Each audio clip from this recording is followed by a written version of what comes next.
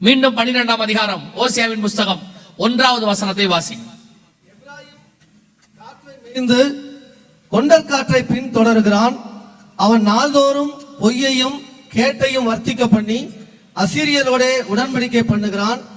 எகிப்துக்கு எண்ணெய் கொண்டு போகப்படுகிறது. இரண்டாவதாக வசனம் சொல்லுகிறது, அந்த காற்றை வைத்துக் கொண்டு அவன் என்ன செய்வான் தெரியுமா?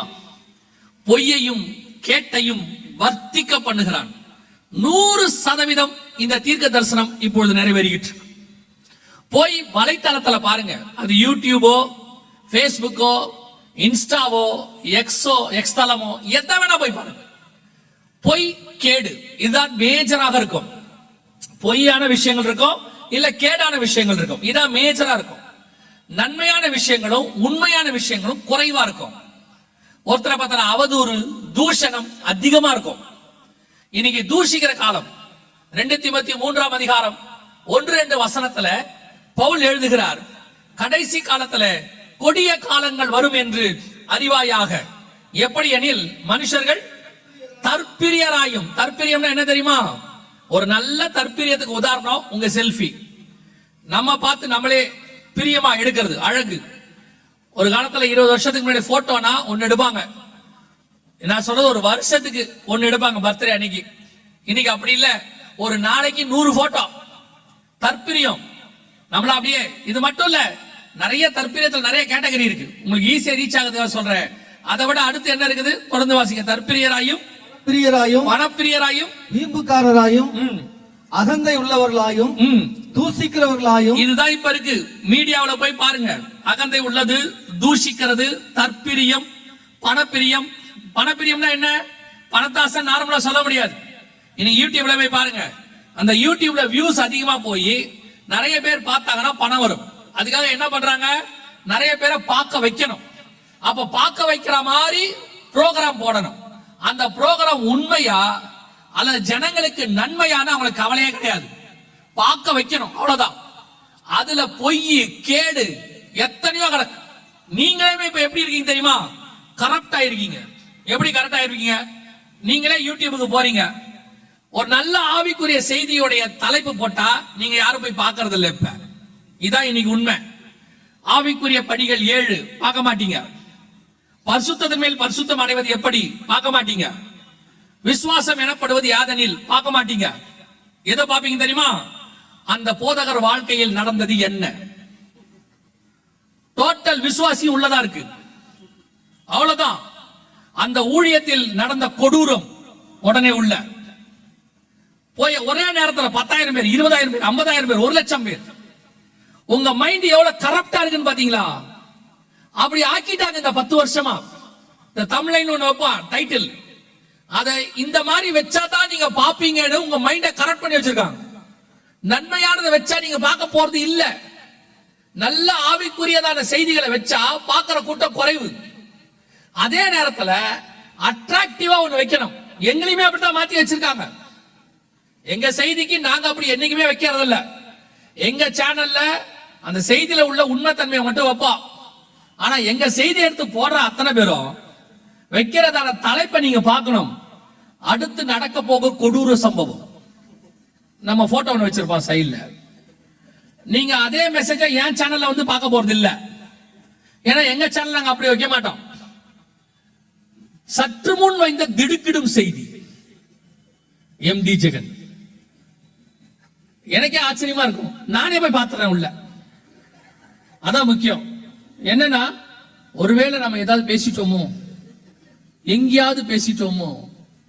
திடீர்னு ஒருத்தன் ஒரு வீடியோ போட்டான், சாத்தான் குள சம்பவத்தை பத்தி எம்டி ஜெகன். அப்பதான் சாத்தான் குளத்துல அந்த பிரச்சனை பெருசா போயிட்டு இருந்துச்சு. எனக்கே சந்தேகமாயிடுச்சு, எங்கேயாவது பேசிட்டோமா, ஏதாவது வளரிட்டோமான்ட்டு. உள்ள போய் பார்த்தா 5 வருஷத்துக்கு முன்னாடி உள்ள செய்தி. நானே அதுல ஆள் வேற மாதிரி இருக்கேன். டைட்டில் மட்டும் சாத்தான் குள சம்பவம்னு வச்சிருக்கான். இது ஏன் அவங்க வைக்கிறாங்க தெரியுமா? அவங்களுக்கு ஒரு சீப்பான மைண்ட். அது வேற, அது வியாபாரிகள். நான் சொல்லுவேன், கிறிஸ்தவ சேனல்களில் பெரும்பான்மையானவைகள் தங்களுக்கு தேவையான காரியங்களை இங்கேயே அடைந்து முடித்து விட்டார்கள். தேவனிடத்திலிருந்து அவங்களுக்கு பலன் வராது. ஏன்னா அவங்க வியாபாரிகள். அப்படி வியாபார எண்ணத்தோட இருக்கிற கிறிஸ்தவ சேனல் எதுக்கும் பரலோகத்துல இருந்து ஆசீர்வாதம் வராது. அது இங்கே முடிஞ்சிச்சு. ஆனா அதை ஏன் அவங்க அப்படி வைக்கிறாங்கன்னு கேட்டீங்கன்னா, அப்படி வச்சாதான் நீங்க பாப்பீங்கன்னு உங்க மேல அவங்களுக்கு ஒரு நம்பிக்கை இருக்கு. ஏன்னா நீங்கள் பொய்யும் கேட்டையும் விரும்புகிற கூட்டமாய் மாறிக்கிட்டு இருக்கிறீங்க. உங்களுக்கு ஒரு விஷயம் வரணும். முந்தியெல்லாம் கொஞ்சம் ரத்தமா ஒரு விஷயத்தை அதை போட மாட்டாங்க, படிக்க மாட்டாங்க, ஜனங்க கொடூரமா இருக்குன்றாங்க. இப்ப நீங்க அப்படிதான் இருந்தா பாக்குறீங்க. தயவு செய்து அப்படிப்பட்ட காரியங்களுக்கு செவி சாய்க்காத இருங்கள். வேதம் தெளிவா சொல்லுது, பேசும்போது கூட உங்கள் பக்தி விருத்திக்கு ஏதுவான நல்ல வார்த்தைகளை பேசுங்கள். பக்தி விருத்திக்கு ஏதுவா இல்லாட்டி அது கெட்ட வார்த்தை பைபிள் சொல்லுது. நீங்க பார்க்கிற காரியங்கள் எல்லாமே நீங்க எதுவா இருக்குன்னு பாருங்க. அதனால உங்க ஆவிக்குரிய வாழ்க்கைக்கு பிரயோஜனமா இருக்கான்னு பாருங்க. இன்னொருத்தரை தூஷிச்சு ஒரு வீடியோ வந்தா, டைட்டில் வந்தா போய் பார்க்காதீங்க. நீங்க ரிஜெக்ட் பண்ணிட்டீங்கனாலே அவங்க அப்படி போறதை நிறுத்திடுவாங்க. உங்களுக்கு ஒரு கியூரியாசிட்டி, அவரை பத்தி போட்டிருக்காங்க, இவரை பத்தி போட்டிருக்காங்க. எந்த பிரபல ஊழியரை போட்டாலும் நீங்கள் போய் பார்க்கறதுனால உங்களுக்கு ஒரு பிரயோஜனமும் இல்லை. அதனால உங்க ஆவிக்குரிய வாழ்க்கை வளர போகிறதும் இல்லை. உலகத்தின் நியூஸுக்கும் கிறிஸ்தவ நியூஸுக்கும் நிறைய வித்தியாசம் இருக்கு.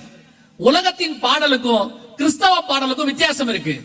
அவர்கள் அங்க என்டர்டைன்மெண்ட்டுக்கு போடுவாங்க, ஆனா நாம இங்க என்டர்டைன்மெண்ட்டுக்கு ஒண்ணு பண்றதே இல்ல. அத்தனையுமே டிரான்ஸ்ஃபர்மேஷனுக்கு பண்றோம். இங்க பண்றதெல்லாம் ஆவிக்குரியது.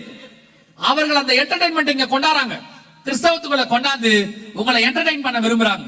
தயவு செய்து கேர்ஃபுல்லாக இருங்க. அதுல இன்னொன்னு செய்றீங்க. இந்த வசனம் சொல்லுது, பொய்யையும் கேட்டையும் வர்த்திக்க பண்ணி, அதுக்கு பேர் தான் ஃபார்வர்ட். வர்த்திக்க பண்றதுக்கு பேரு ஃபார்வர்ட். நீங்க அதை அப்படியே மல்டிப்ளை பண்றீங்கன்றது. ஒரு மெசேஜ் ஒருத்தர் போட்டாச்சுன்னா எடுத்து 10 பேருக்கு ஃபார்வர்ட். நீங்க மெசேஜ் ஃபார்வர்ட் பண்ணுங்க. அது அவர் பக்தி விருத்திக்கு ஏதுவா இருக்கான்னு பண்ணுங்க. அதனால அவருக்கு ஒரு பிரயோஜனம் இருக்கான்னு பாருங்க. ஒரு ஊழியத்தை பத்தியோ, ஊழியக்காரனை பத்தியோ, ஊழியக்காரன் பிள்ளைகளை பத்தியோ ஒரு காரியம் வருதுன்னா அதை ஃபார்வர்ட் பண்றதுல உங்களுக்கு என்ன பிரயோஜனம்? அதை இன்னொருத்தருக்கு போடுறதுல, அவர் பார்க்கறதுல அவருக்கு என்ன ஆவிக்குரிய வாழ்க்கை வளர போகுது? மாறாக நீங்கள் தூஷிக்கிறவர்களாய் மாற தொடங்குகிறீர்கள். நீங்கள் உண்மையா ஃபார்வர்ட் பண்றீங்களோ பொய்யா ஃபார்வர்ட் பண்றீங்களோ? காம் நோவின் நிர்வாணத்தை 2 பேருக்கு ஃபார்வர்ட் பண்ணான், அவங்க அண்ணனுங்க 2 பேருக்கு. முடிவு என்னவாயிற்று? சபிக்கப்பட்டவனாய் மாறி போனான். அவன் மட்டுமல்ல, அவன் மகன் கானான் சபிக்கப்பட்டான். எப்ப வரைக்கும்? இயேசு வருகிற வரைக்கும். இயேசு கிட்ட வந்து கானானிய ஸ்திரீ கேக்குறாங்க, நாங்கள் அடிமைப்பட்டிருக்கிறோம், என் மகள் வேதனைப்படுகிறாள். அவர் வந்து விடுதலையாக்க வேண்டி இருந்துச்சு. அவன் செஞ்ச ஒரே ஒரு பாவம், அவன் பார்த்த நிர்வாணத்தை 4 பேருக்கு 2 பேருக்கு போய் சொன்னது. அதைத்தான் இப்ப அவங்களை செய்ய வைக்கிறான் பிசாசு. இப்படிப்பட்ட காரியத்தை ஃபார்வர்ட் பண்றதை நிறுத்துங்க. நிறைய கடைசி காலத்துல பொய்யும் கேடும் வர்த்திக்க பண்ணப்படுகிறது. இது தேவையில்லாத நல்ல குணமும் இல்ல. அதனால உங்களுக்கு பிரயோஜனம் இருக்க போகிறதும் இல்லை. ஆனா ஒண்ணு நடக்கும், நீங்க ஃபார்வர்ட் பண்ண எந்த சேனல் பண்றீங்களோ அவன் சம்பாதிக்க போறான். அவன் அதுக்கு தான் அதை போடுறான், நிறைய பேர் பார்க்கணும்னு. அதோட வியூ என்ன? உங்களை ஆண்டவருக்குள்ளே சபிக்கப்பட்டவர்களை மாத்துகிறது. நல்ல வார்த்தைகளை ஃபார்வர்ட் பண்ணுங்க. மாறாக சுவிசேஷம் ஃபார்வர்ட் பண்ணுங்க. அதுல ஒரு ஆத்மா ரட்சிக்கப்பட்டா அது உங்கள் கணக்கிலே பரலோகத்திலே கர்த்தர் வைத்துக் கொள்வார். தேவையில்லாத ஃபார்வர்ட் பண்றதை நிறுத்திடுங்க, அது உங்களுக்கு நல்லதல்ல. அதே 12ஆம் அதிகாரம் 1வது வசனம் சொல்லுகிறது, அவன் நாள்தோறும் பொய்யையும் கேட்டையும் வர்த்திக்க பண்ணி அசீரியரோட உடன்படிக்கை பண்ணுகிறான். இந்த வசனத்துல அசீரியரோடு கூட இஸ்ரவேல் உடன்படிக்கை பண்ணும் என்று வேதம் சொல்லுது. கவனிங்க, இது அசீரியரோடு கூட பண்ண உடன்படிக்கை.